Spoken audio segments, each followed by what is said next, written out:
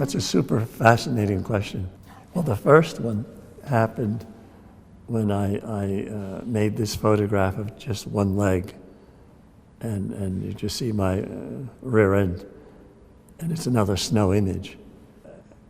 I couldn't believe the negative when I saw the negative, that I was able to hide myself behind myself, that I could eliminate my head, my arms, my other foot, everything. And that taught me immediately, this was in 1974, before any kind of manipulation or Photoshop. It taught me that there is a critical point at which the camera has to be for something miraculous to perhaps happen. And then the next probably indication of something like this occurred when I realized that reality would have an opportunity to make the picture. That reality that I couldn't imagine. I'm kind of looking for such an example here at the moment. Well, maybe this one of the hand writing on water, you know. And this is now 25 years later, almost 26 years later. In terms of advancing the idea that the reality would create something that I could not see. A reflection is like that, and so I didn't know. I was just concerned with being underwater to get the pen to write on the water, and I wasn't thinking about the reflection. And so it told me that you have to let reality become a partner, let it collaborate with reality, because it will show you things that you couldn't have imagined. And continue, in other words, continue to be a documentary photographer.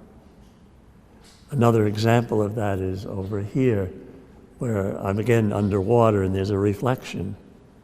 If you look closely, you'll see that during the time that I was underwater, a fly was buzzing around and took me to be a rock, which is what I wanted to be, and landed on my back. Now, that was in 2009, and I'm still using film. But let's say if it was now, and I made that picture and I wanted to somehow put a fly on my back. I don't know why I would want to do that, but let's say I did want to do that. Okay, I could probably do that in Photoshop today. But then the thing that I wouldn't remember is that the fly needs to have a reflection.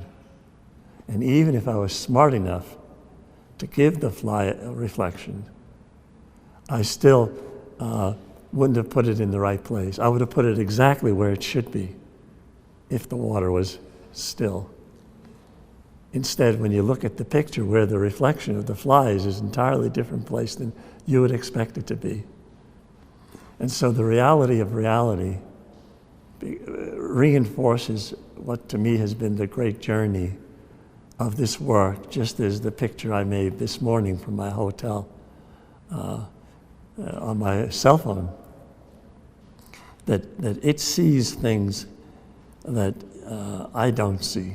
The picture from today maybe could be the third example for your question. And it reinforced for me that the idea that you had in mind can also evolve out of something quite simple. You know, and there are pictures here where sometimes I might think, oh, how this stupid an idea this would be to take one hand and another hand and just take a picture of them. But when I was out in Oregon to do that, this hand is white and this hand is black.